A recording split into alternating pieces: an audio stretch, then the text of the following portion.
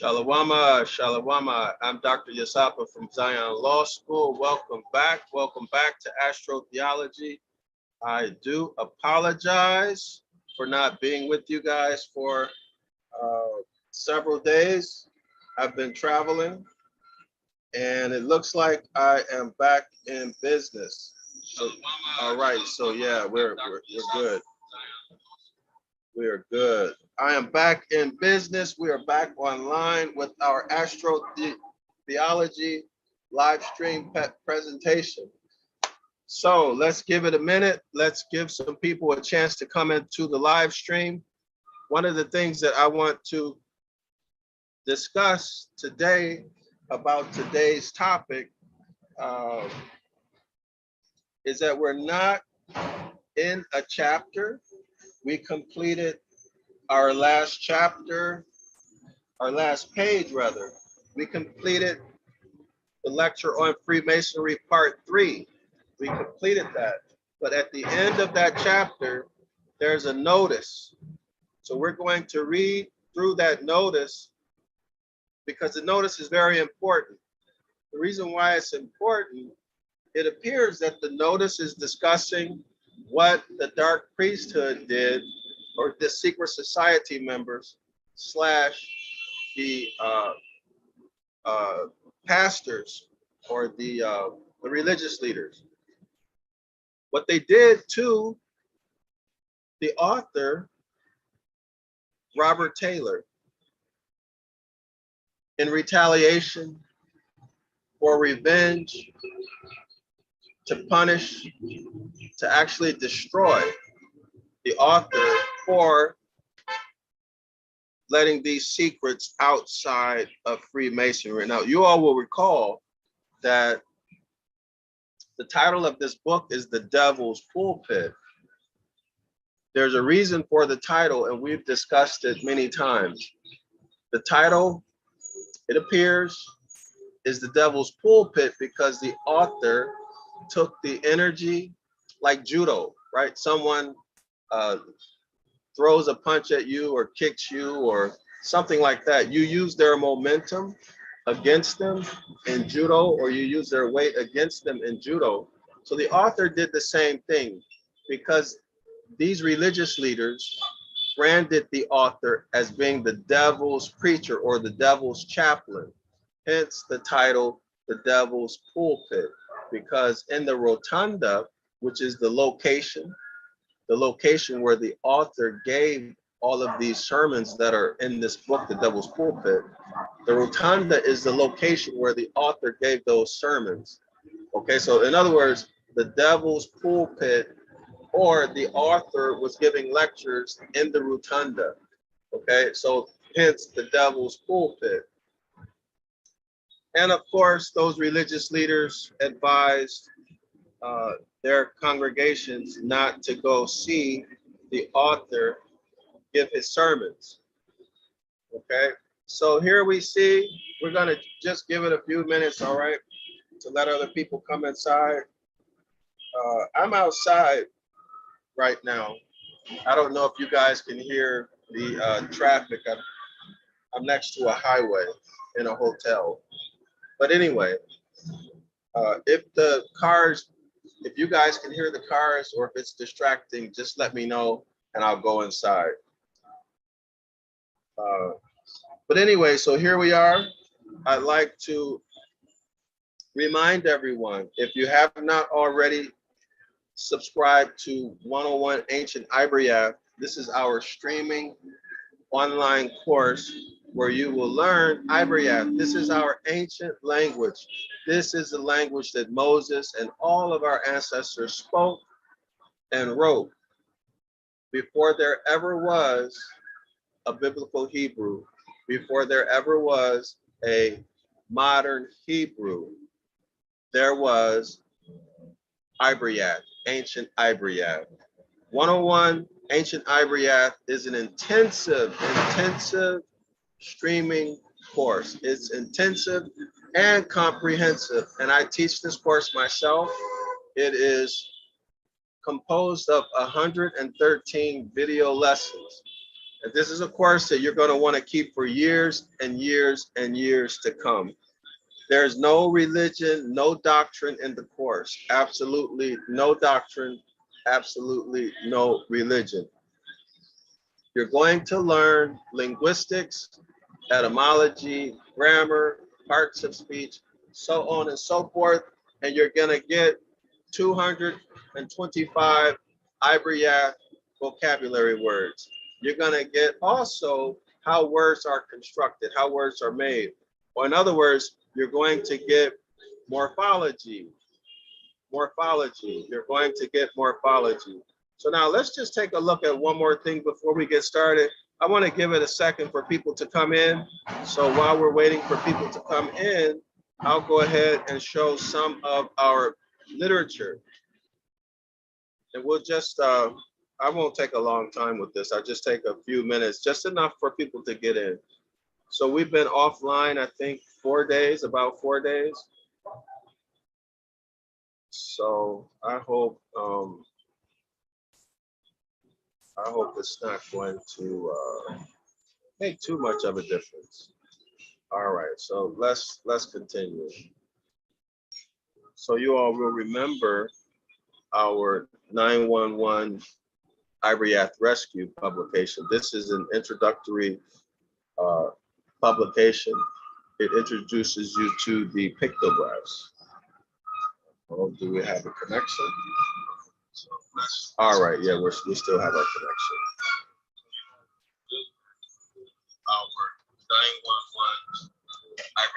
Okay, so here we are. Yes, so let me go ahead and share the screen. So I'll go ahead and share the screen.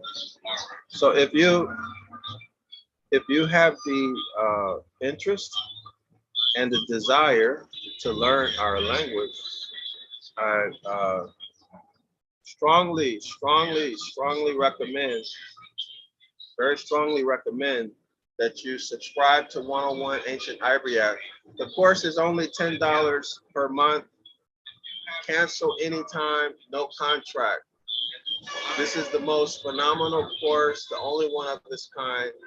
And I can assure you that this course will help you greatly to learn our language in the comfort of your home or in the park, on your lunch break. We also offer a live online course.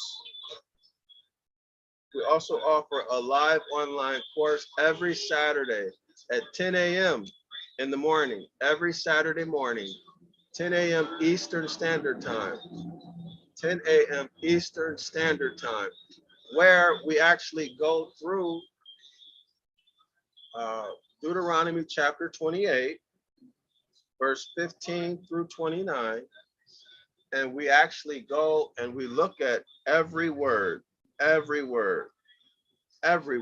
we apply the principles and concepts that you learn in the 101 Ancient Ibaryath course. Now, the 911 Ibaryath Rescue publication, this is a book that you'll want to have with the 101 Ancient Ibaryath course. You don't need it, but you should have it. Again, you don't need it, but you should have it. This book goes with the 101 Ancient Ibaryath course, okay? So you should have this book, 911 Ibaryath Rescue. International edition, okay? I don't recommend you buy the color one unless you want it. The only difference is that the international edition is black and white, whereas the other one is full color. So unless you want full color, there's no need to spend the extra money to get the more expensive full color. You can just get this one, okay? So back to our Saturday, 10 a.m. Eastern Standard Time course. We use these concepts and principles, and you'll get to see how to use them. Now you can come to that class for free. Usually we offer 2 free classes. Okay, it doesn't cost you anything at all. You just come, you observe, you participate, and you learn.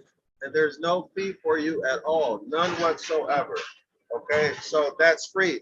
The link for the 101 Ancient Ibaryath course is in the description area of this video. And then the link for our Saturday class, which is called 506, the Curses course. 506, the Curses course. That course is at 10 a.m. every Saturday, 10 a.m. in the morning, every Saturday. The link for both courses are in the description area of this video. So go there and you'll be able to get those links.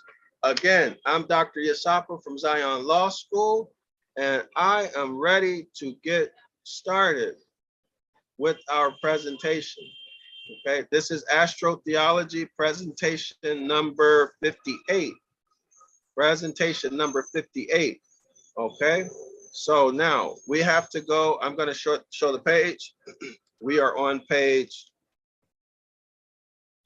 Here we are. This is the notice. This is the notice, scholars. So take a look at the notice, and we're going to go through the notice. Okay.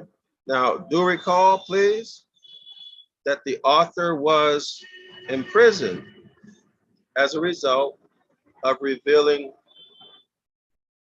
what the author claims are Freemason secrets regarding the authorship of the scriptures. Okay, and we went through all of his evidence already. We've gone through his evidence. All right. So everyone is supposed to and expected to come to their own conclusions regarding the validity of his evidence. So what I am doing is merely presenting that evidence to you. Everyone must come to their own conclusions regarding the validity of his claims. That should be common sense, right? That should be common sense. So this course, this presentation rather, is not intended to influence you to change your religion. That's not what this course is about. This course is to educate you on the topic of astrotheology. Okay, this is a very big and important topic, astrotheology.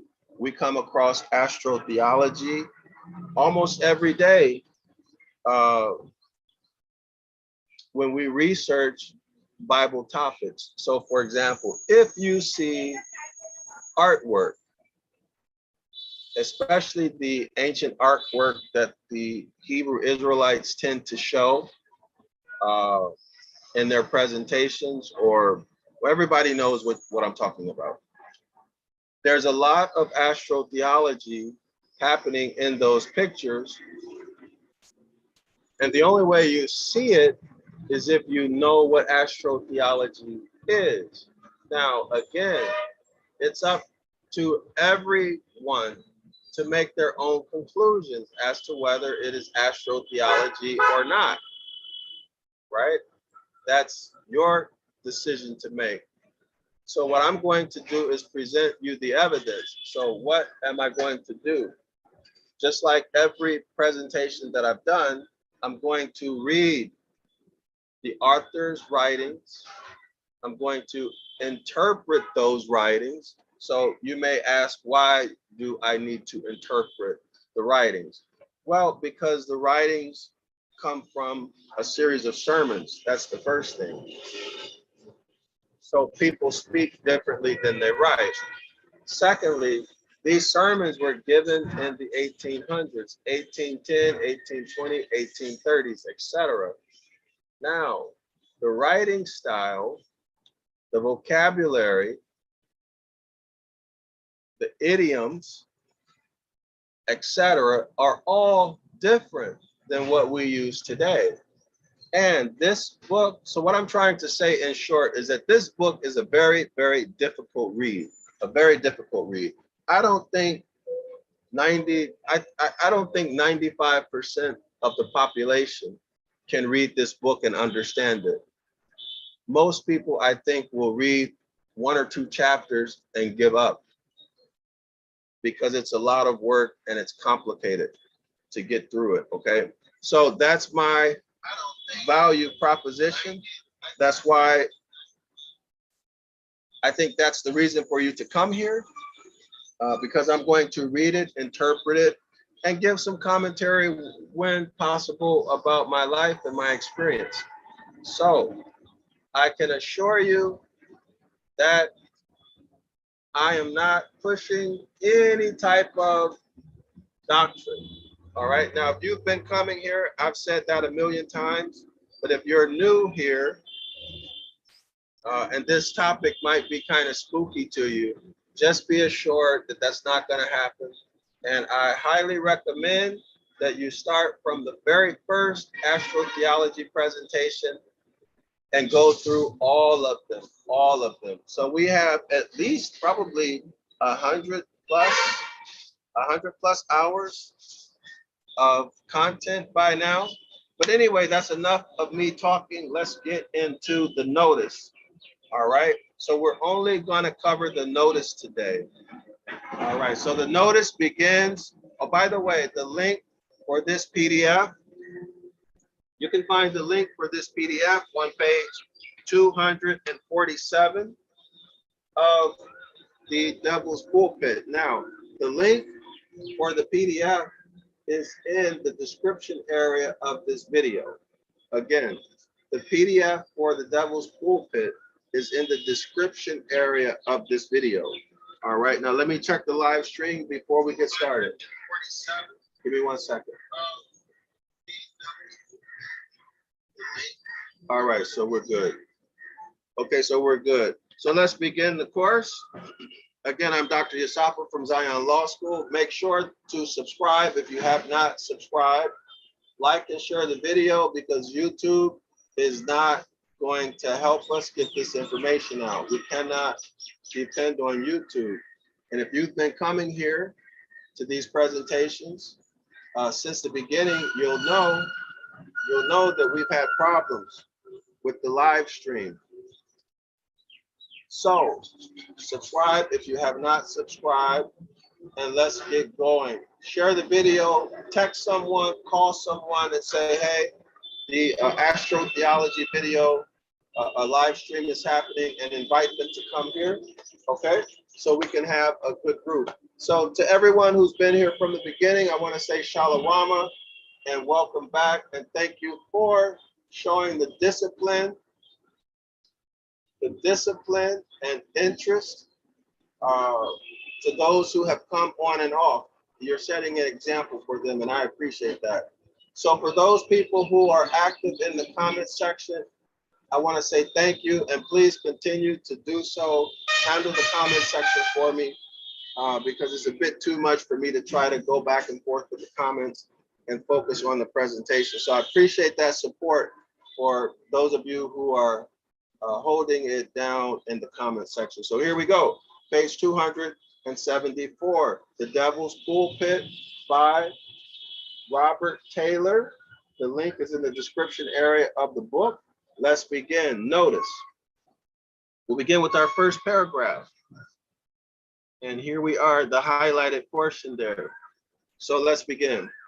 The reporter takes leave to remark, in the space occupied by the lecture, that the trial of the Reverend Mr. Taylor will have terminated before the next publication of this work on Monday, July 4th. And we see there's a footnote. On Monday, July 4th, let's read the footnote. A writ of certiorari was applied for, but refused.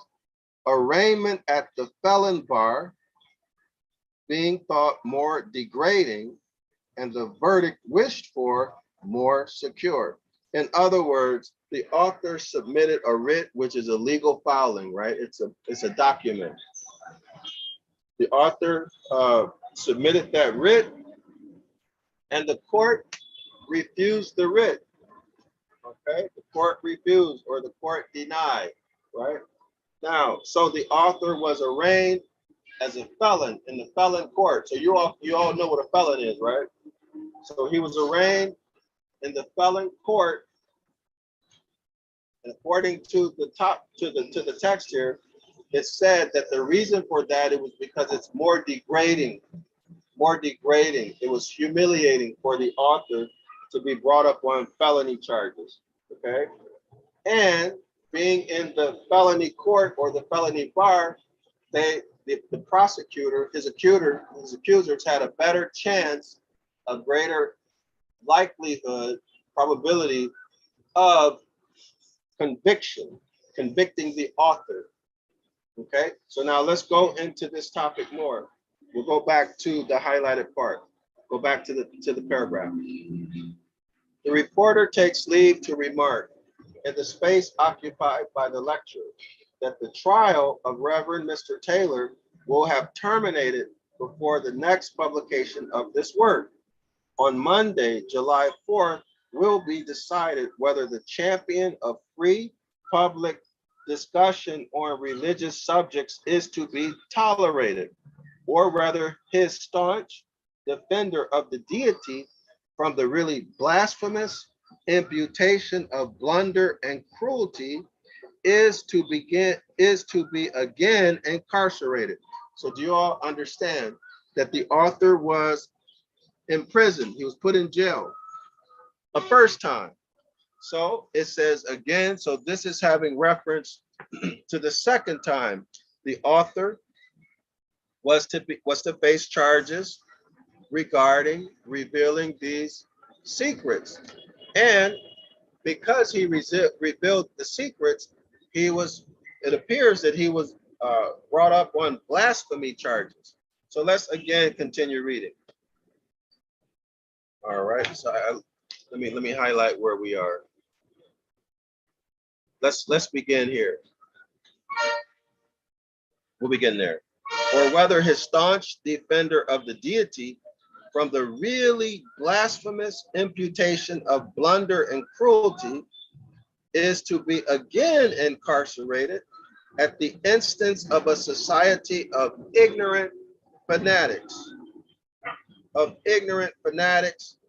the cat's paw of another body, who dare not risk their own fingers near the fire of criticism to obtain their object. In other words, the change of refutation of their mistranslated but highly paid for doctrines. So again, the author is telling us that they were using documents that didn't say in the English what those documents said in the original language. Understand? In other words, the Greek translation says one thing, but the English says another. And what it says in English supports the church's doctrine. Everybody understand that? That's the mistranslation that the author is talking about, right? So let me restate it.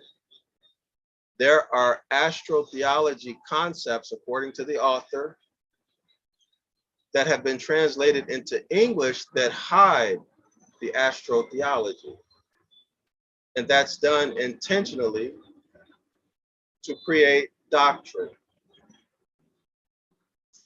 And the author exposed this secret. And this is why he's being brought back on trial to face prison again. So let's continue. I'll highlight where we are. Okay, we'll begin with the highlight. A body who could beat down reason and philosophy with the club of the law. Again, a body who could beat down reason and philosophy with the club of the law and convert the sword of justice into the stiletto of the assassin. Y'all got that? The author is saying, that science no longer has a place. So for example, throughout this book, the author has referred to philology, linguistics, etymology, right? Radicals. Everybody remember that. The author has also referred to uh, textual criticism. He's also referred to historical writings, church father writings, right? Prominent church father writings. Also, writings in Greek mythology that apply. Also, writings in nature in terms of how the stars, well, let's call it short, let's just say the celestial globe or the heavenly bodies, how the heavenly bodies move. No religion, no spookism, no devils and demons, just how they move, the physics of it or the astronomy of it. These things were hidden according to the author. All right. Now, also note that the author says a body or a group of people, right? That's the Freemasons, that's the religious leaders, the pastors, so on and so forth. So the Freemasons, who are, according to the author, Freemasons, pastors, one and the same, they beat down reason and philosophy. In other words, they destroy philology. They don't want anything or anybody else to know anything about linguistics, etymology, textual criticism, history, all of those things we just mentioned. They don't want you to know that. They don't want you to know that. Okay, they hide it from you. And why? To keep you stupid. To keep you stupid. It reads, a body who could beat down reason and philosophy with the club of the law. Y'all got that? You use these sciences and you start to reveal to people what the text actually means, they're going to come after you with the law. They're going to try to lock you up, right? A body who could beat down reason and philosophy with the club of the law and convert the sword of justice, that would be the Bible, right? And convert the sword of justice into the stiletto of the assassin. Is that clear? All right, so this is what's happening. This is what's happening. So who's doing this? Fanatics, Freemasons and pastors. Fanatics. Why are they fanatics? Because they want to keep getting paid. They're living a very good lifestyle off of their congregation. They don't want to give it up. That's the author's point. That's the author's point. Now let's continue reading. To punish the disturber of peace of their places of worship.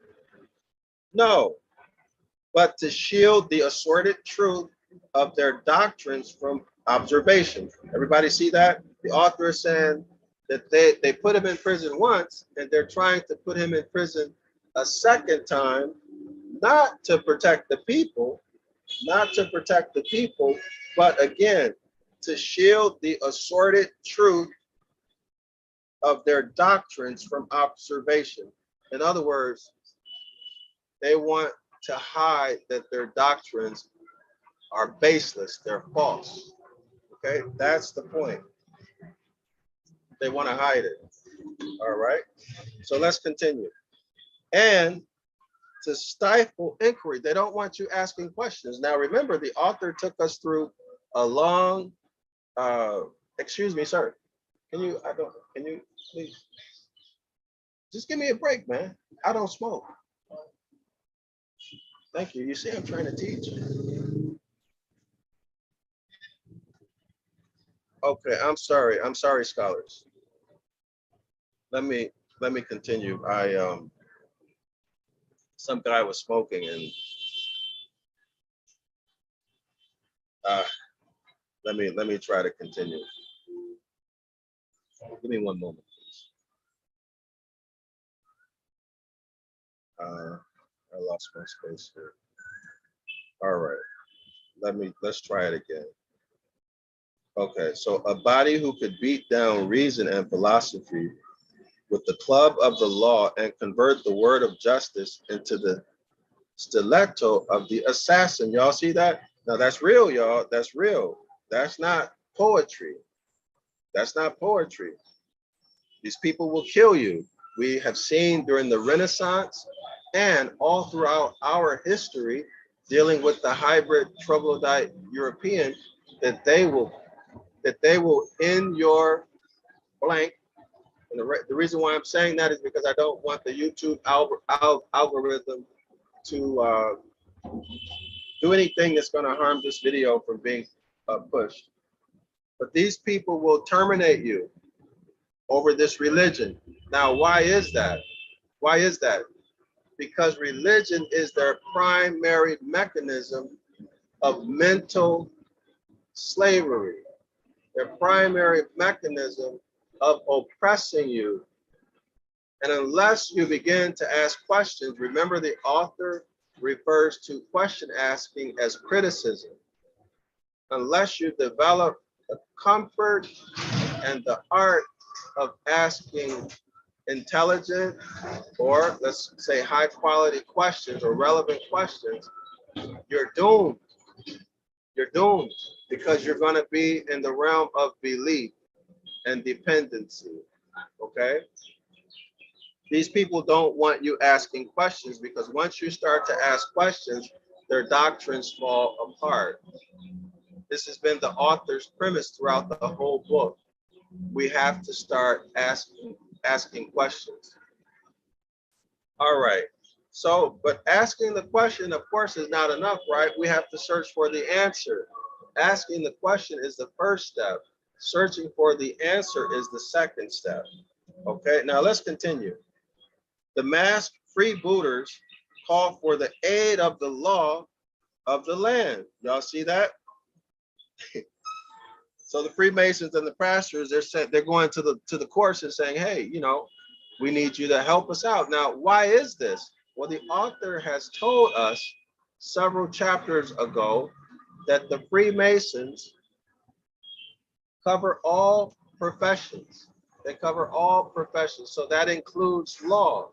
Now, do recall that the lawyers and the judges and the pastors, the reverends, the rabbis, the imams, all of these people are working together. Now, this is according to the author. They're working together. Now, you can correlate this with the Western system of so-called law. The lawyer is actually first responsible to the court, not their client. Secondly, attorney, when you look at the etymological meaning of the word, you're going to see that they they turn you in, turn you up to the court. All right? All right. Let's continue. Let's continue. To punish the disturber of the peace of their places of worship, no, but to shield the asserted truth of their doctrine from observation and to stifle inquiry. The law of the land. The prosecutors of Galileo and Copernicus were sanctioned by the law of the land. The discoverers and persecutors of wizards and witches were held guiltless. Y'all got that? See the hypocrisy? See the hypocrisy there? And the victims of bigotry after a mock trial by a puritanical jury were hung and burnt by this law of the Lamb. So you see the hypocrisy, and the reason for the hypocrisy is because there is no interest in justice. The interest is in maintaining the system of oppression and exploitation of the masses through religion. Okay, so when you talk about religion, you're talking about doctrine. So the doctrine must be protected at all costs. The doctrine must be protected at all costs. Use all sources of power and influence available. In this case, it's law. In this case, it's law. But the author is mentioning those people who were burned. I mean, can you imagine that? Can you imagine, why would you burn somebody? Why would you burn someone at the stake? Obviously, that's not as punishment for a crime, right? The purpose of burning someone at the stake is to put fear in the hearts of those people who watch, those people who are watching it, and then those people who read about it or hear about it. Put the fear into them so that no one else will do it.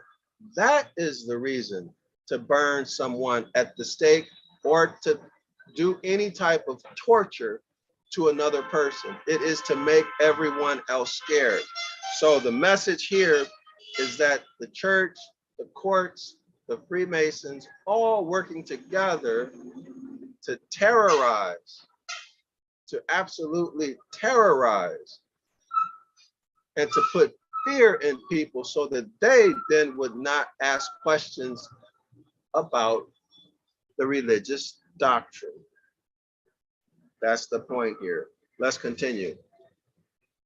Let me go to the highlighted part. So we are here. Everybody take a look at the cursor. Oh no, don't tell me this. All right. So here we are. We're going to start with the highlight. Nay, the reformers of some of the corruptions of the present most holy Christian church were hung, burnt, banished, or imprisoned by the aforesaid law of the land. Everybody see that? Let me read it again. The reformers of some of the corruptions of the present most holy Christian church. The reformers of some of the corruptions of the present most holy Christian church were hung, burnt, banished, or imprisoned by the aforesaid law of the land. All right. So there we have it. This is all to protect religious doctrine. Okay. All to protect religious doctrine. So what is this telling us?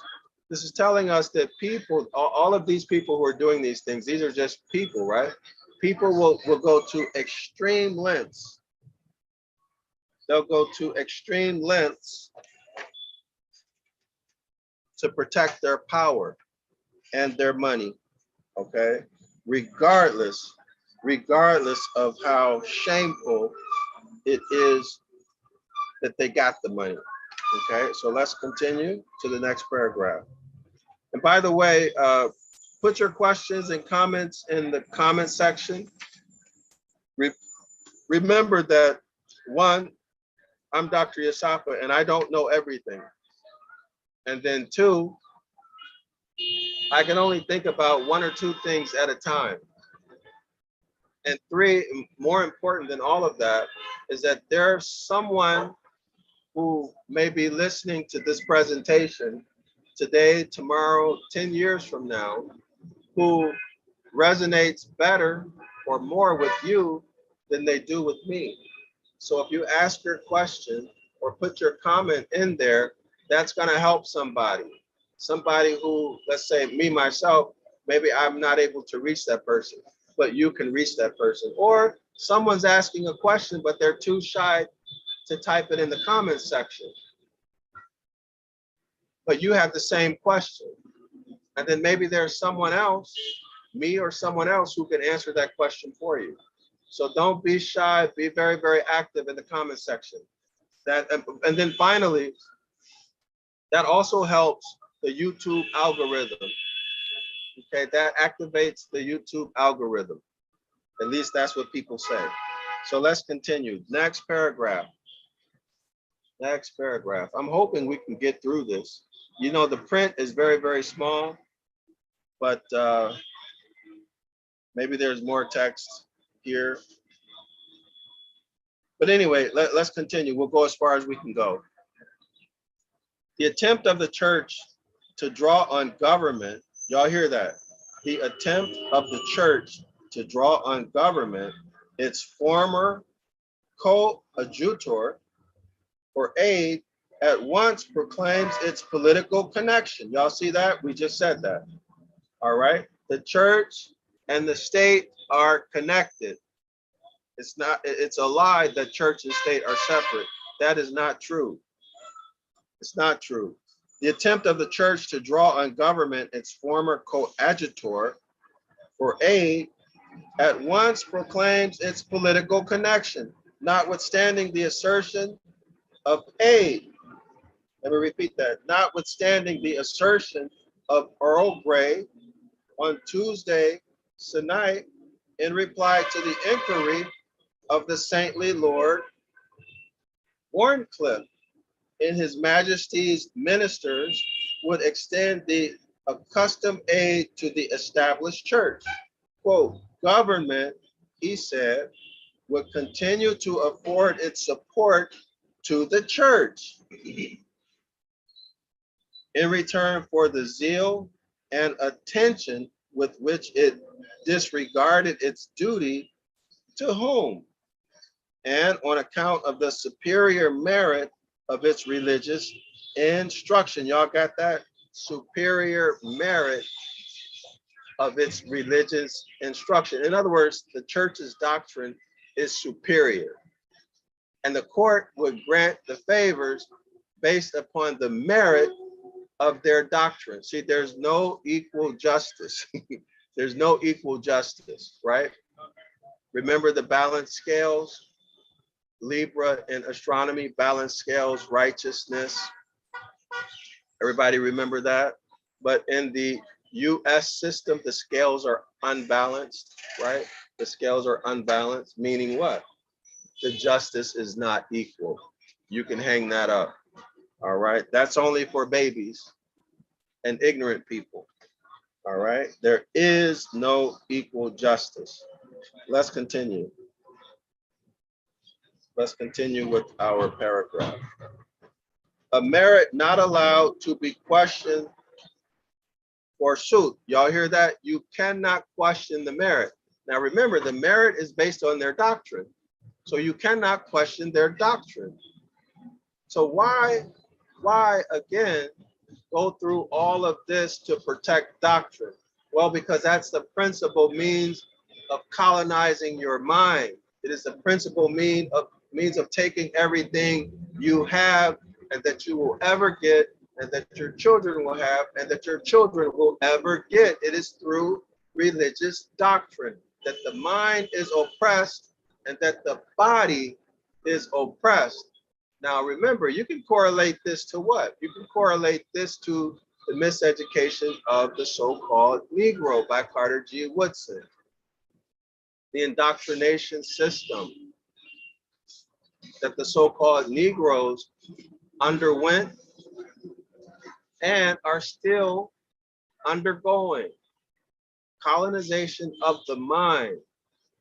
You colonize the mind, you don't have to worry about what the physical body will do. Understood, right.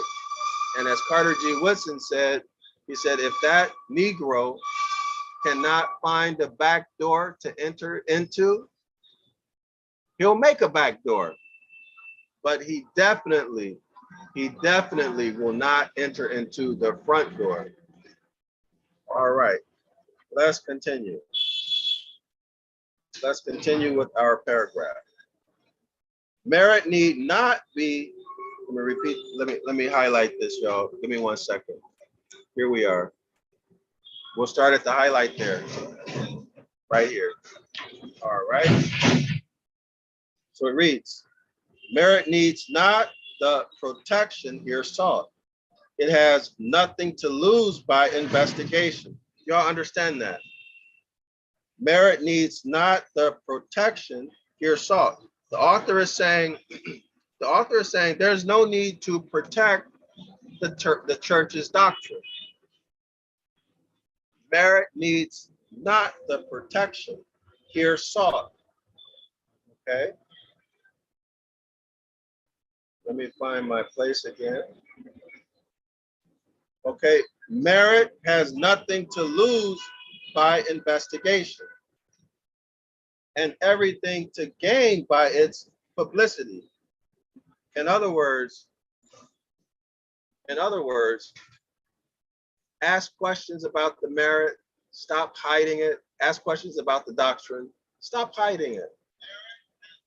Bring it to the public's attention. Investigate means ask questions and show it, right?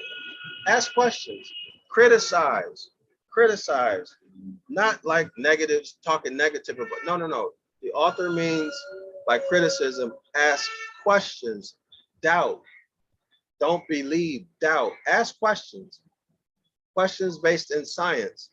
And then if you get sufficient answers, then you can accept something as being probably true, probably not true, right? True or not true. But just don't do it blindly and just accept. So the author is saying, investigate this so-called superior doctrine, this superior instruction. Investigate it, see if that's true. Let's continue reading. Merit needs not the protection here sought. It has nothing to lose by investigation and everything to gain by publicity. It seeks no other patron or protector than the majesty of truth. In other words, apply science. And I'm not talking about science as it exists today. Science, in my opinion, for the most part, is religion. Science has become a religion. The author, again, is simply talking about asking logical questions and asking questions that are based in science, okay? Not the religious type of science that we see nowadays. All right, let's go to our next paragraph.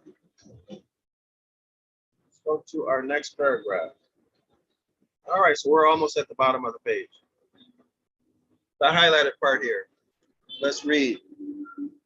Candidly expressed, and he might have truly added that in the contested endeavors to prop up the Christian church, more lives have been sacrificed, more cruelty practiced, more philosophers imprisoned, more wealth expended, more famine created, and more uncharitable feelings generated. In other words, a lot of money have been spent and a lot of people have been angry, really angry, made angry over this, okay? Then in all other warfares of mankind put together since the period of its introduction. Understood. This religious doctrine is responsible for more wars, more destruction, more poverty, more hunger, more people not getting along than anything else known to mankind. This is the author's position. So let's continue reading. Do you agree with the author or not? What's your position? Has the author up until this point said anything that you agree with? Do you disagree with anything that the author is saying? Put it in the comments section and let us know. And I'll definitely take a look at it and answer any questions directed to me. All right, so let's continue. And yet, oh consistency, this parliament reforming peer suffers the law officer of the crown, in spite of his opinion, to prosecute the Reverend Robert Taylor in the name of the king for blasphemy, i.e. the development of truth. So blasphemy, what is blasphemy? This is according to the author. The author is being prosecuted in the name of the king. So there's a connection between church and state using the court system. Blasphemy. And how are they defining blasphemy? The development of truth, which the indictment says is, quote, scandal to Almighty, capital G-O-D, a contempt of our, capital L-O-R-D, the king, and an evil example to all his league subjects, end quote. Everybody see that? They admit it right there. They admitted it. They're persecuting him, imprisoning him to scare other people so that they won't do what the author has done by revealing the false doctrines of the church. Now, recall, it's not just any false doctrine. The author has used philology to show that these false doctrines are, in fact, actually astrology worship, worship of the sun and the constellations. But in English, they're not telling you that. Okay, they're giving you gospel stories, which, according to the author, are fairy tales.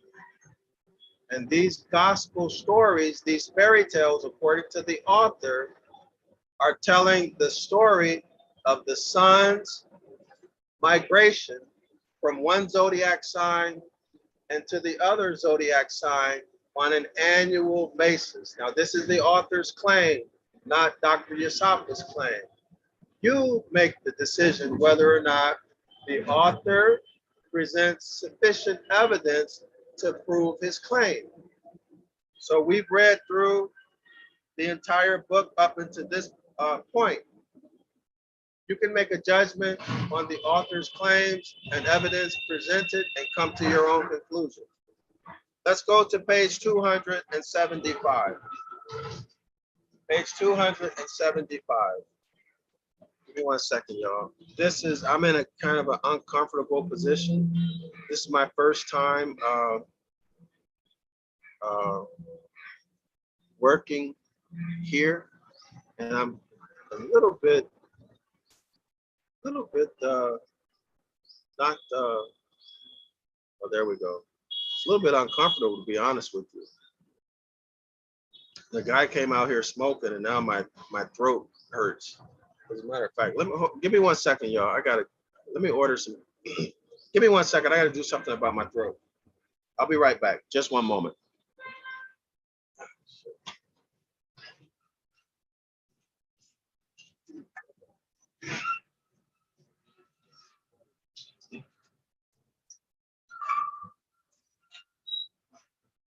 All right, y'all, I'm back.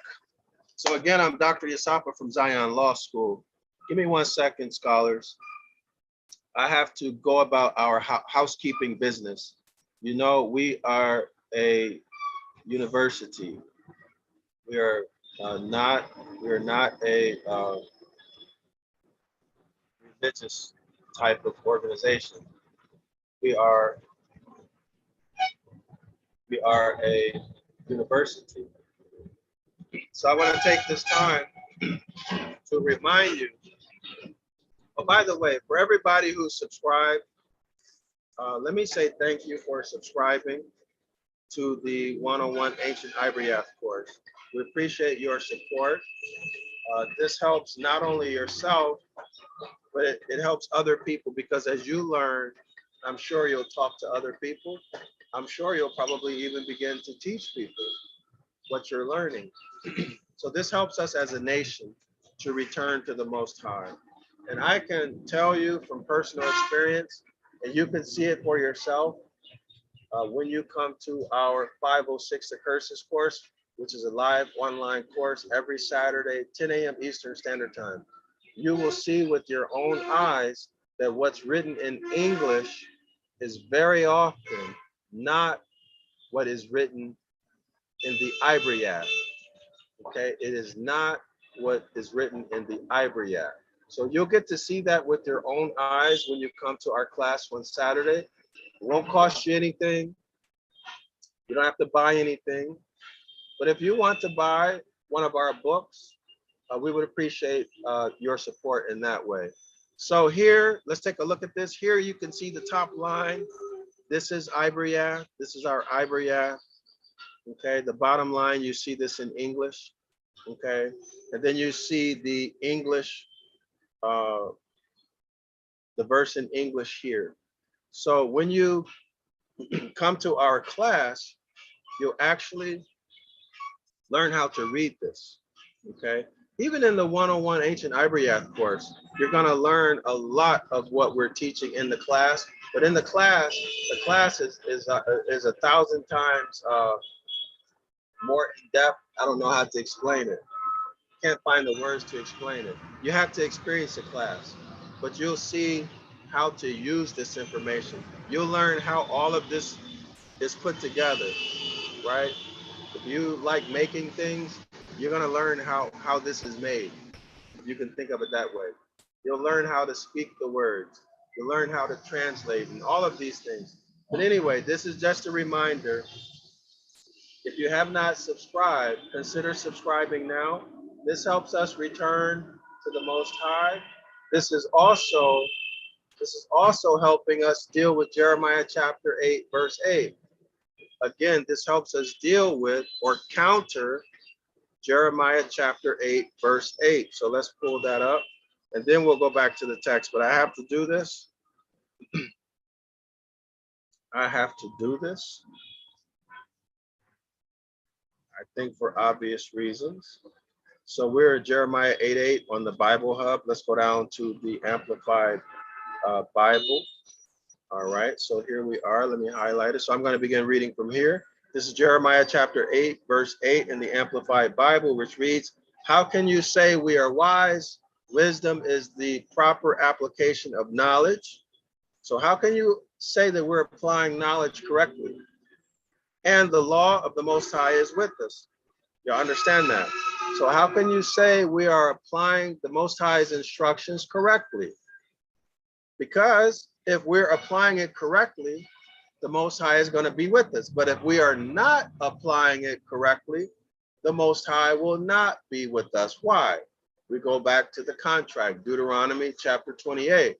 The Most High says what? Carefully follow all of his instructions. Carefully follow all of his commands. So how can you say we are wise? How can you say we are carefully following all of the Most High's instructions? And therefore, or as a result of following his instructions, the law of the Most High is with us, and we are learned in its language. What language?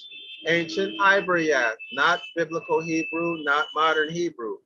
And we are learned in its language. Okay, so if you haven't subscribed already, consider subscribing to our streaming 101 Ancient Ibaryath course. 101 Ancient Ibaryath. You can study that at home or any place you want because it's a streaming course. Also come to our Saturday class, Bible 6 the Curses course, 10 a.m. Eastern Standard Time. The link for both courses are in the description area of this video. Again, and we are learned in its language, and we are learned in Ancient Ibaryath and teachings. What teachings? Well, the teachings, of course, are the Most High's instructions, his commandments. How can you say we are wise? How can you say we are applying the Most High's commandments properly and that the law of the Most High is with us? You're not applying it properly, it's not with you. And we are learned in Ibaryath and the commandments. Behold, the truth is that the lying pen of the scribes, these scribes are my ancestors and your ancestors. The lying pen of the scribes have made the law into a lie. Understand, our ancestors wrote lies into scripture. We're reading it right here. The lying pen of the scribes have made the Most High's law, have made the Most High's instructions, have made the Most High's commandments into a lie. So Jeremiah warned us. Jeremiah lived right around the time of the beginning of Babylonian captivity. He was a young man when these things were happening. The lying pen of the scribes have made the law into a lie, a mere code of ceremonial observances. Now, ceremonial observances means religion. By definition, ceremonial observances are religion. Okay, ceremonial observances are religion. This is, in fact, religion. So again, our ancestors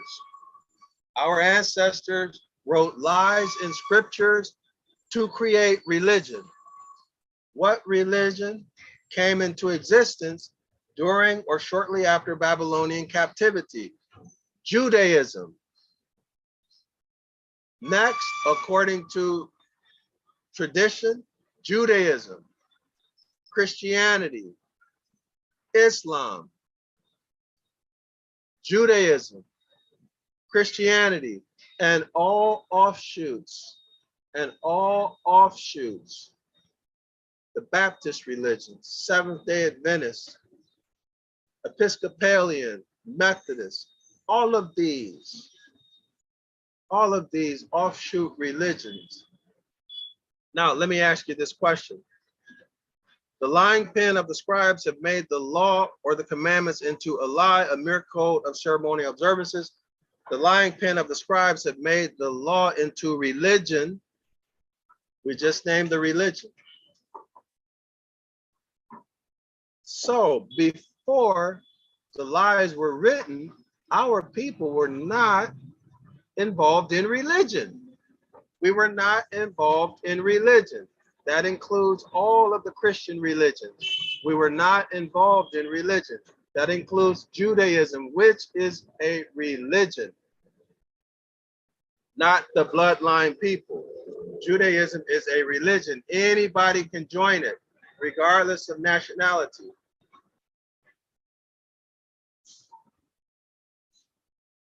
Anyone can join or become Jewish. It's a religion. It is not the bloodline nation, the house of Yasharallah. So what is this telling us? We need to get out of religion. We need to go back and live the lifestyle of our ancient foremothers and forefathers. I'm quoting, I'm referring to Exodus chapter 20, verse 12. Honor your mothers and your fathers, that it may go well with you in the land that the Most High is giving you. Our ancestors entered into a contract with the Most High that we would follow his instructions. And what are his instructions? At their essence, his instructions are natural law, not religion, natural law. That's the essence of the Most High's instructions.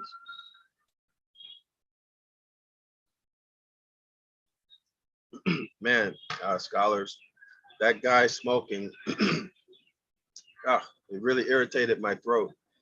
All right, so let's get ready to go back. So just as a reminder, 911 Ibaryath Rescue International Edition. If you can afford to, and you want to learn, or if you want to give someone a very good gift that will help them and that will actually change their life, subscribe to 101 Ancient Ibaryath and also order this book, 911 Ibaryath Rescue International Edition. These products change people's lives. Our Saturday class changed people's lives too. All right, so if you can afford it, get it for yourself and for everybody you know. All right, let's go back to our presentation. We're going to begin here at the top of the page. Let me just check our live stream feed. All right, there we go. All right. All right, we're good. Okay, so we'll go back to the top paragraph here. So let's begin reading with the highlight. If the framers of this stupid, driveling production, the indictment, be not blasphemers and libelers intentionally and profaning their pygmy might to assist the almighty capital G-O-D to punish the Reverend Robert Taylor, they can hardly be acquitted of the folly. in supposing that by putting down the leader of a peaceable assembly who, not believing according to law, argues according to reason. So what is he arguing? Again, he's using philology, etymology, all of the sciences that we've mentioned today and throughout all of the other lectures. He's using those sciences to show that in the original writings, there's astrotheology, and that the English stories are not true, they're false. This is what the author is referring to, okay? That's what he means by arguing according to reason. In other words, arguing according to reason, according to science, the story is a fairy tale. In the original language, it's telling the story of astrology or the sun's movement throughout the sky. This is what the author means by that. They can stop the growth of his opinions. So in other words, these religious leaders, the courts, the government, they want to shut the author up. That's all that says. Next, no, they have taken root too firmly to be eradicated by their feeble grasp. They may, quote, scratch or scotch, but cannot kill the snake, end quote. So in other words, the author is saying that they can do whatever they want to do, but he's going to keep on working. He's going to keep on doing his thing. And by the way, why does the capital God need the religious leaders and the courts to silence the author? That's the implication. Why doesn't the deity do it himself? That's the implication. All right, y'all, give me 1 second. Hold on. Man.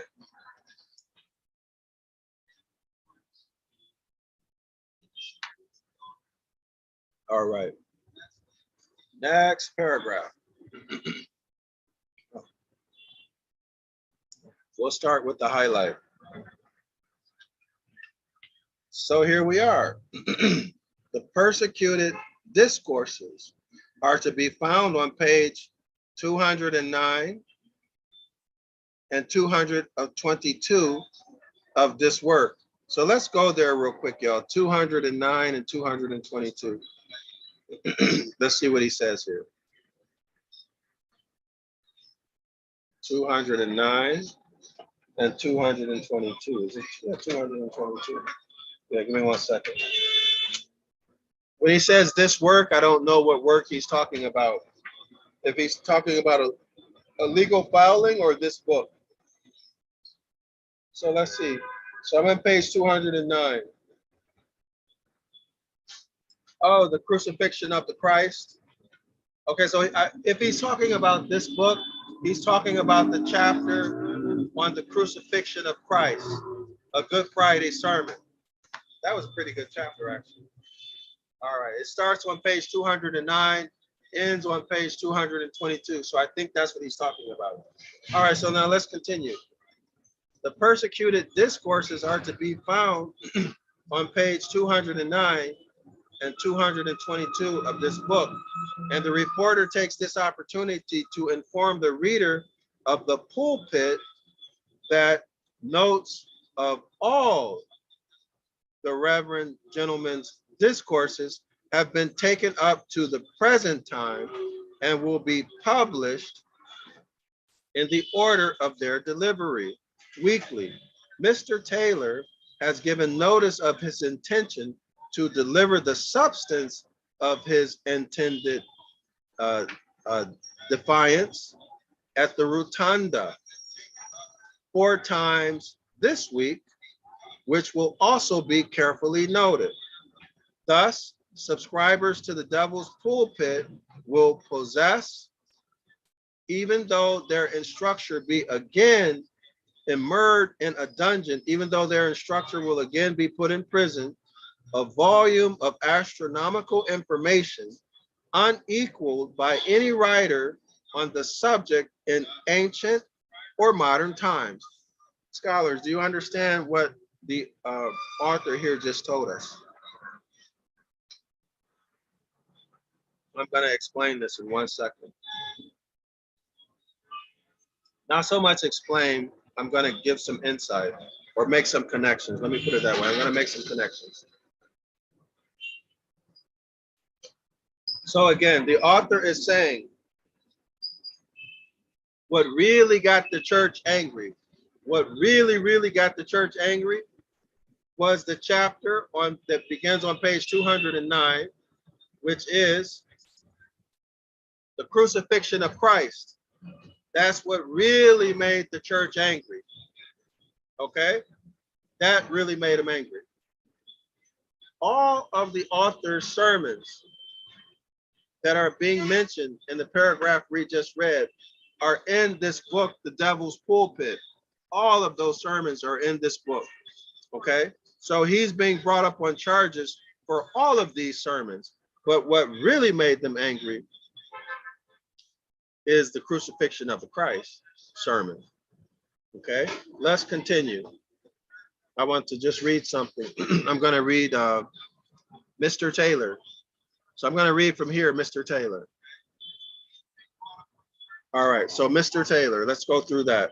Mr. Taylor has given notice of his intention to deliver the substance of his intended defiance at the rotunda.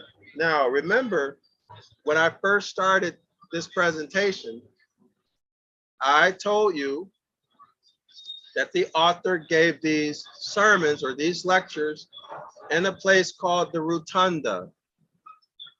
The author gave notice. Maybe he did an advertisement, or maybe he gave notice to the church, or maybe he even gave notice to the courts. Who knows? But he made it publicly known. That's what it means by he gave notice. He notified the church, the court, or he put out flyers, advertisement, that he was going to give these lectures on astrotheology, but not just any astrotheology.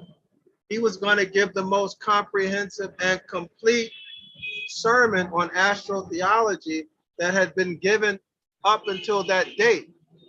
This sermon, well, lecture number 4 on Freemasonry, that lecture was presented, or that sermon was given in 1831. In 1831. So now, at least by 1831, these sermons were the most complete, most comprehensive sermons, discourses on the topic of astrotheology. Now, how can that happen? Why is that? And how is that? Well, the author has already explained that to us. Because there's one set of information for the public, and there's another set of information for Freemasons. Again, Freemasons have access to all of it as they progress through the higher degrees. Remember, we talked about the degrees of Freemasonry: Christian, Israelite, Hebrew. The higher you go, the more you learn, the more secrets you learn. And the more you learn that what you once believed was true, you learn that it was a lie. And then you get the real meaning.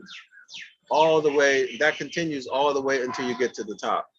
So the author is telling us he wasn't trying to hide anything. He let everybody know what he was going to do before he did it. So why would he do something so bold?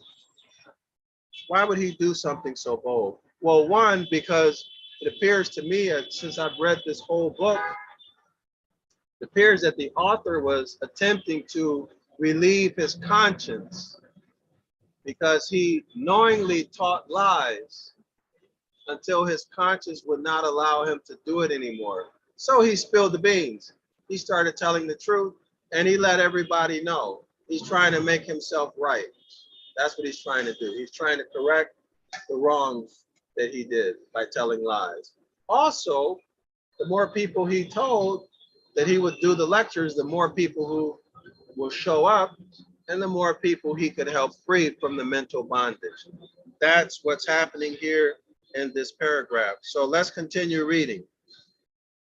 Mr. Taylor have given notice of his intention to deliver the substance of his intended defiance or his intended series of lectures at the Rotunda 4 times this week, which will also be carefully noted. In other words, they're saying they're going to monitor and watch his lectures so that they can do what? Go tell on him, bring him up on charges and imprison him. Thus, subscribers to the devil's pulpit will possess,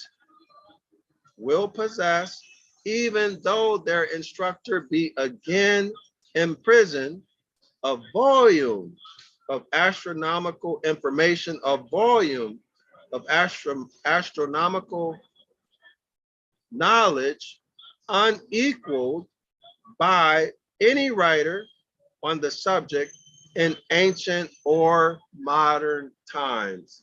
Yes, indeed, the author has told the Freemason secrets, but it's up to you, the scholar in the audience, you personally. It's up to you to decide, based upon his claims and his evidence, whether you will accept this as being true or not. It's your decision and only your decision. Let's continue with our presentation. Don't let anybody tell you what to think. Make your own mind up. All right? You make your own mind up. All right, let's continue. It must occur to everyone when made acquainted with the fact that the king, whose name is a bugbearer in the service, is if defeated, pays no cost. In other words, the author is saying everybody should know that if the author wins this case, it doesn't cost the king anything. King loses nothing.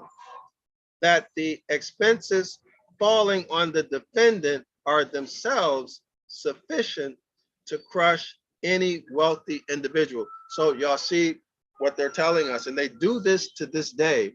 They bring the legal system in on you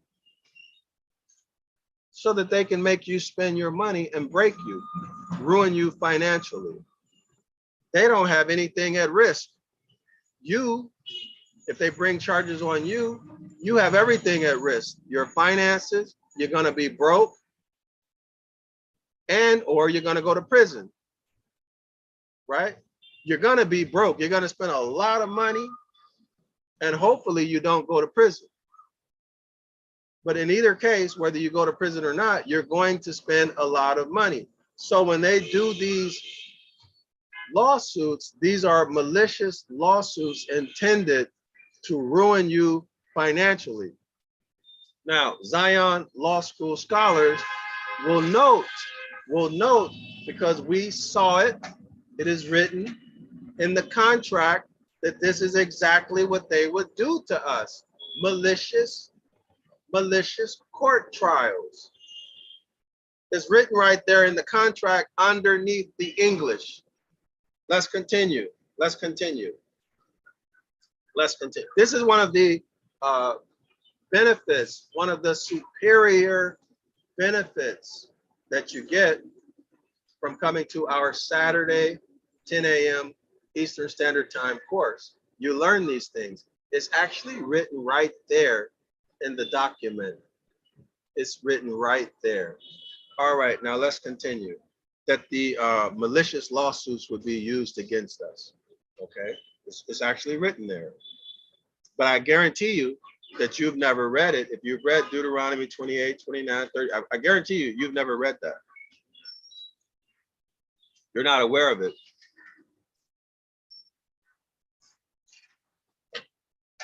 So let's continue. Let's continue reading. All right, so where are we? Okay, so the church's goal was to make the author poor. And remember, back in those days, there was something called debtor's prison. So if you don't have money to pay a debt, guess where you go? You go to debtor's prison. So now the author is facing going to debtor's prison if he doesn't have the money to pay. And he's also facing going to prison if he gets convicted of the charges of blasphemy. Everybody see that? You see how dirty, rotten, and cruel these people are? They are not your friend. They have no good intentions toward you, regardless of how they smile in your face. Regardless. Okay? Regardless.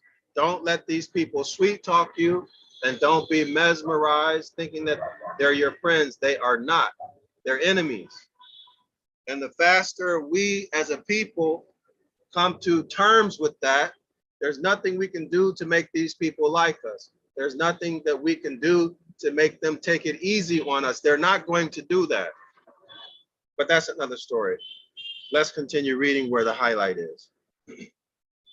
An opportunity for his friends to assist him in his journey and enable him to overcome the obstacles to its accomplishment, and indeed to all who value and would contend for the right of toleration. What toleration? The right of toleration to criticize, ask questions, the right to doubt, the right to not believe, the right to freedom of speech, the right to freedom of speech, the right to what? The right of the author to give a lecture or a sermon from his point of view, exposing that the Gospels are fairy tales and that they actually tell the story of the sun traveling through the constellations, the zodiac, on an annual basis. The freedom of speech to do that. This is what they're talking about here. All right, so now let's continue. The right of toleration is now open by promptly subscribing to pay the law expenses of this prosecution. Y'all see that? The man is having to raise money now to try to fight this legal battle. The reporter is authorized to state that subscriptions for that purpose will be received at the Rotunda and at the house of Mr. Charlie, 62 Fleet Street, a weekly acknowledgement of which will be inserted in the prompter. So y'all see that? They humiliated the man, the author, by forcing him to have to sell tickets so he could raise money to fight his legal battles. Y'all see that? That's why it's important, scholars in the audience. When people like me, regardless of whether you agree with my point of view, or you look at someone else who's presenting information, teaching in whatever capacity, there's a lot of people who don't want you to know this information, and they make trouble for us. So if you can afford to support us, not just me, but anybody you're learning from, support us financially, because we have expenses and people come after us, right? People come after us in many ways. And you can believe this, YouTube is not going to promote this information, or other people who are teaching. They're not promoting our information unless what? Unless what's being taught supports church doctrine. That should be clear. Unless their content supports church doctrine, they're not going to support anything that goes against church doctrine. So what does it mean? It means that we need people like you to support us financially. If you want to assist us with getting this information to other people. So for example, the YouTube algorithm is supposed to push videos. Well, they don't push my videos. I think everybody knows that. They don't push this. So in order for me to be able to get the content out, I have to spend money on various forms of advertising. if I want to get the information out to a large number of people. But I can tell you from experience, even when I did that, it still becomes problematic. Once they see your content, they start to throttle you, right? I've experienced that, y'all. So anyway, so we need your support if you want to get more information like this. And then the worker deserves is higher. But the money really is for a defense and to get the message out. That's the primary purpose. Let's continue reading our last paragraph. And by the way, anybody who wants to support us, the PayPal, our donation link is in the description area of this video. But you don't have to support with a cash donation unless you want to. You can do one time or recurring cash donation. But we have lots of books. We have our 101 Ancient Ibaryath course. We have our Saturday course. So you can support us by buying our books, subscribing to the 101 Ancient Ibaryath class, our streaming course, or you can enroll in our Saturday course. But before you enroll, come on Saturday, 10 a.m. Eastern Standard Time. Come twice. See if you like it. See if you like the people. We have a very, very good group of scholars. Very, very good group of scholars. And I can assure you, you will learn a lot and you will like the company. You'll like the fellowship. But anyway, let's finish our last paragraph. We'll begin with the highlight. Whatever the result of the trial may be, it is confidently hoped that the historian of another age will not have to add, when recording the prosecution of scientific expounder of scripture astronomy, the desertion of his followers when their aid was needed and solicited. Let me repeat that paragraph. Focus your attention, scholars. Whatever the result of the trial may be. Now we know the author was imprisoned. He was imprisoned twice. And actually, I don't know if this is an attempt to imprison him a third time, or if this is the attempt to imprison him the second time. We do know that he was imprisoned twice. So let's read. Whatever the result of the trial may be, whether he gets thrown in jail or whether he gets set free, whatever the result of the trial may be, it is confidently hoped that the historian of another age will not have to add, when recording the prosecution of this scientific expounder of scripture astronomy. What is the author saying here?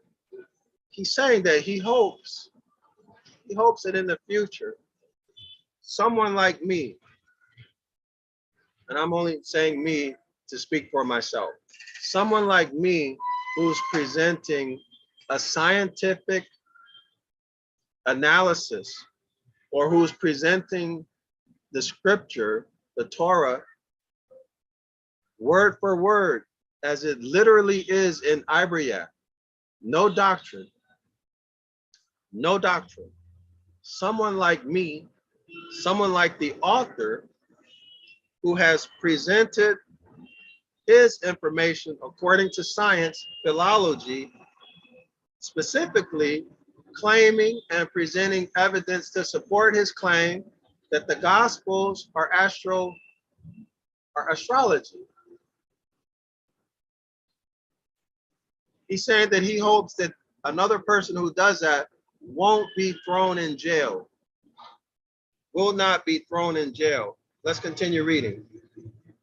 Whatever the result of the trial may be, it is confidently hoped that the historian of another age will not have to add, when recording the persecution of this scientific expounder of scripture astronomy, that would be the Reverend Robert Taylor, the desertion of his followers when their aid was needed and solicited.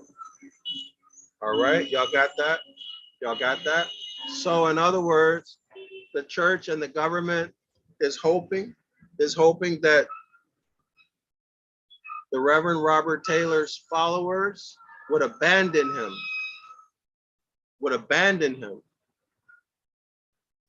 if he's in prison, or even if he's not in prison. And if they abandon him, he won't be able to raise the money to fight or to pay off the legal case, right? The legal fees, he won't be able to pay it off. And then what happens? He goes to debtor's prison, and he stays in prison until somebody pays the debt. That's debtor's prison. And if you know anything about law, debtor's prison is what? You go into the king's dungeon and you are in hell. That's debtor's prison. For those of you who are not aware of that. All right. So if you are following someone, learning from them, support them financially before they have a problem. Before they have a problem. Before you feel like you need to stop following that teacher because you don't want to share in his problem. Support him or her now. Support now, okay? And then that way, if something happens, they have cash reserve and they can survive financially. See, nobody should have to suffer because they're teaching. No one should have to suffer because they're teaching, right? All right. No one should have to suffer. Okay, so let's see. Let's read this footnote. I don't recall reading this footnote. So let's go through this to highlight. I don't think I read it. I don't remember. As a matter of fact, I'm going to read there's another footnote that I didn't read. The policy of this proceeding may be questioned by many as giving advantage to the enemy. This the reverend gentleman, however, seems to disregard and appears only anxious that the truth and justice of his defense should be publicly appreciated, wholly disregarding the consequences to himself, thinking perhaps, quote, thrice is he armed who hath his quarrel just, end quote. May it so turn out. So in other words, the author's attitude is that he doesn't care if he goes to prison, he's going to tell the truth. He's going to tell the truth, whether he gets locked up or not. He's going to tell the truth. He's going to go to the rotunda and give these lectures, and he's going to give the most comprehensive and complete lecture on astrotheology ever written and ever given up until his time. How? Because he told the Freemason's secret. Okay? And it was not from the kindness of his heart initially, because the author taught what he believed to be lies. And clearly his conscience got the best of him, and he wanted to right the wrong that he had done. But the key point, the takeaway, and from my point of view of the notice that we just read, is one, church and state work together. The church will use the legal system, in other words, will use the law and the courts to imprison or to exterminate anybody who reveals that their doctrine is false. Anyone who reveals that their doctrine is false becomes a target and a potential victim of the church and the state. Why is this? Why is this? Again, because it is through religious doctrine, Jeremiah chapter 8, verse 8. It is through religion that the imagination is captured and you're taught to worship deities. in violation of the first commandment, Exodus chapter 20, verse 1 through 3. Don't bring another power before the Most High's face. Everybody understand that?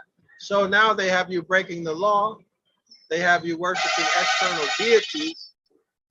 They have you worshiping external deities. And they enslave you mentally. And they put themselves in the power position by being a mediator between you and the Most High. Everybody understand that? You have to go to the pastor, the preacher, the rabbi, the imam to get to the Most High. And you have to depend on their translators. You have to depend on the Bible translators in order to be able to understand what's written in the records, right? We saw, let me give you an example of that. So as the author pointed out in a previous chapter, so for here, we're at the Bible Hub. What you're looking at is many different translations of the Bible, right? And these are written by religious organizations, okay? And who knows, maybe they've gotten grants, I have no idea, from the government. Who knows how they get their funding, right? Donations and whatever else, who knows? But these people who are translating, as the author pointed out, are actually mediators. Because if you don't speak Greek, you can't understand what's written in the document. You need a mediator or a translator to write it in English, to write it in German, to write it in Spanish, to write it in Swahili, right?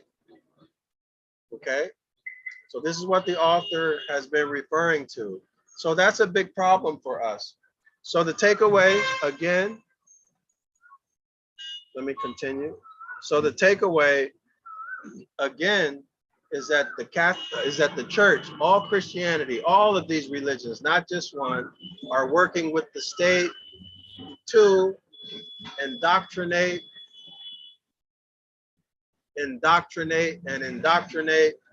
correlate this with the secret treaty of Verona. Scholars, make your correlation with the secret treaty of Verona. Religion delivers the people to government in a pacified state of mind, that they can easily be ruled over, right? Everybody see that? Everybody see how it was so easy for these governments to take away people's rights, lock them up in their homes, put them on house arrest? Everybody see that? Everybody see how all these so-called religious people lost their faith?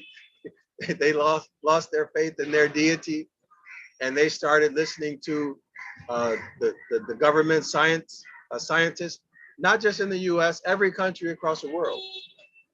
They lost their faith in religion, and they started following the priest or the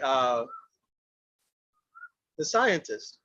So who's really their God, right? Who did they really, when it came down to it, and they thought their life was in jeopardy, they said, forget religion, we're gonna listen to Dr. So-and-so and so-and-so, right? Why is that? Because of the mental training. They're under the God spell, if you recall from previous chapters. Now, final takeaway is this. The ultimate goal of the action taken against the author, and you can apply this today, the ultimate goal is imprisonment or to exterminate the teacher, the instructor. Imprisonment, extermination, right? Or what? Cause financial ruin. Ruin the teacher, instructor financially. Destroy him financially. And all of the problems that come along when you destroy someone financially. You lose your house, you lose your car, right? Depending on your situation, you might wind up in jail, right? Because you can't pay. Y'all know what I'm talking about. So they lock you up, right? They lock you up, okay? And What's the other takeaway? We can counter that. We can prevent that from happening by supporting our instructors now before there's a problem. Support financially so that they can have some treasure chest to defend themselves. And when the courts or whomever come after them, they can defend or they can escape. They have the finances to defend or escape. So don't just listen to, now I'm not talking about only me. Don't just listen to Zion Law School videos, Dr. Yasapa, or some other teacher who you're learning from. Support them financially because it's needed. Why? For the reasons just said, and also because they're not promoting us. We need to put money forth so that we can pay for this and pay for that, software, apps, advertisement, what have you, technical work. Okay, so it's very needed. So don't put your instructor in a position that the Reverend Robert Taylor was in, where he had no money and he had to start selling tickets to raise money to defend himself in court. So don't let that happen, okay? Don't let that happen. If you can afford it, support people who you learn from. So those are the takeaways. Tomorrow, we will begin the lecture on Freemasonry Part 4.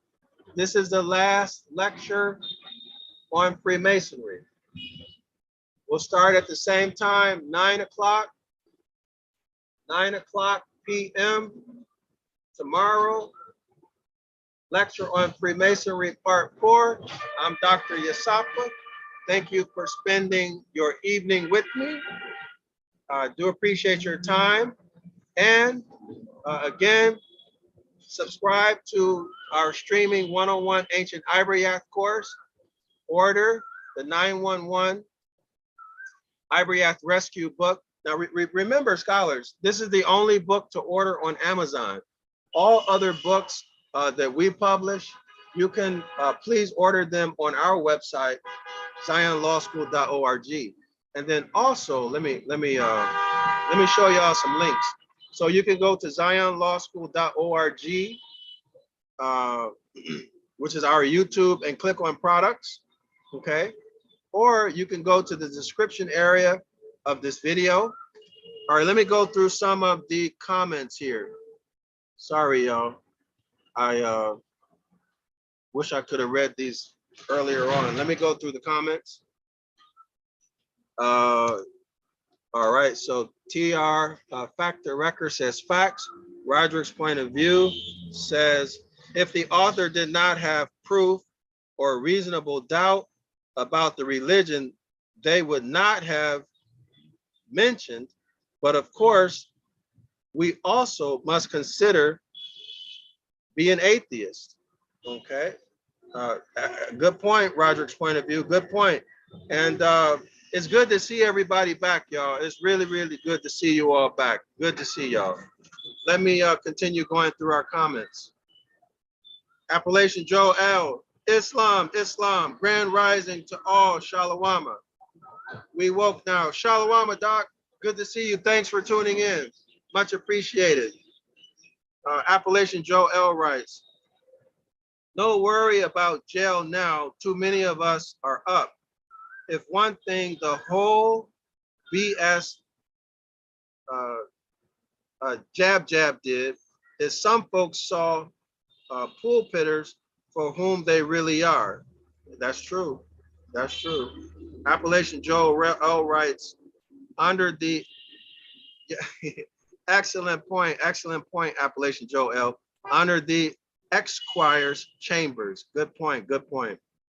Appalachian Joel continues, as defined in Black's Law Dictionary. Excellent point. Y'all excuse me, that guy smoking got my my throat very irritated. I'm having a hard time speaking.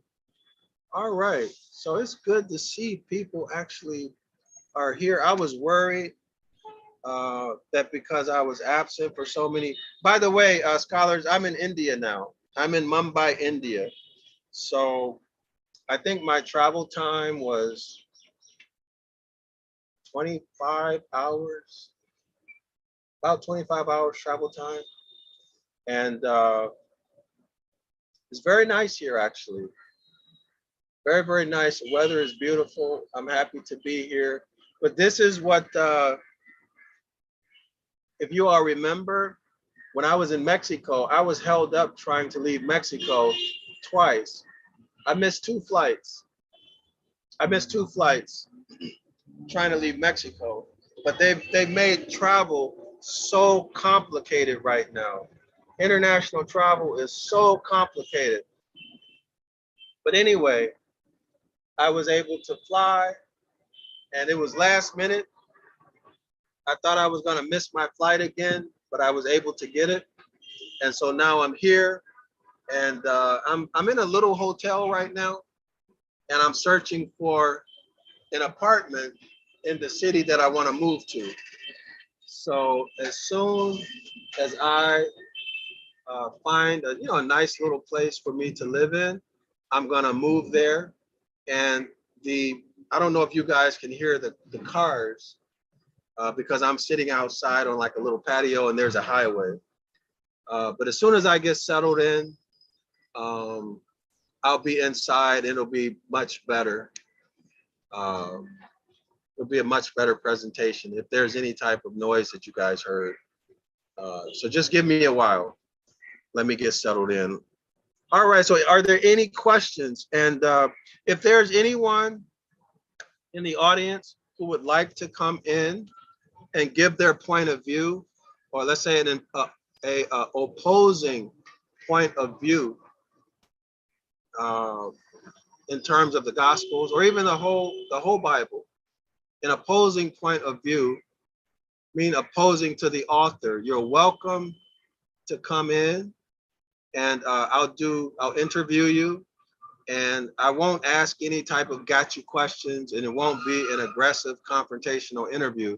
It'll be, if I ask any questions at all, it'll be questions to support or assist you with getting your point across clearly to the audience. And I think that type of content is most helpful to our audience, okay, to have opposing point of views. So just reach out to me by email, or put your email in the comment section, or give me some way to reach out to you and contact you. And you're more than welcome to come on and present your information. You can take as long as you want, discuss any aspect or any topic that you want to provide the opposing point of view. So that said, thank you. This has been our 58th presentation of astrotheology. So that takes us up into about 100+ hours of content, of astrotheology content. If there's any questions, go ahead and ask. And also, Dr. Kelly is here. We woke now, so please subscribe to his channel. He has very, very good content, and he's a person who's competent, who will have an opposing point of view that you can reach out to, and I'm sure he's competent in this topic. So that said, I want to thank everyone, and forgive my voice, y'all. This has been very difficult for me to present because that cigarette smoke really, really irritated my voice, my throat. See everyone tomorrow, 9 a.m. Eastern Standard Time. Everyone is welcome to attend for free our Saturday course, 506 The Curses course. We go through every word meticulously, scientifically, in Deuteronomy chapter 28, verse 15 through 29. We look at the etymology, we look at the gloss, we look at the morphology, okay, and we look at, what did I miss? Did I miss anything? Oh, so you're gonna learn a lot, just show up. The link is in the description area of the video. So with that, I'm going to say Shalawama, and I'll see everyone tomorrow, 9 a.m. Eastern Standard Time.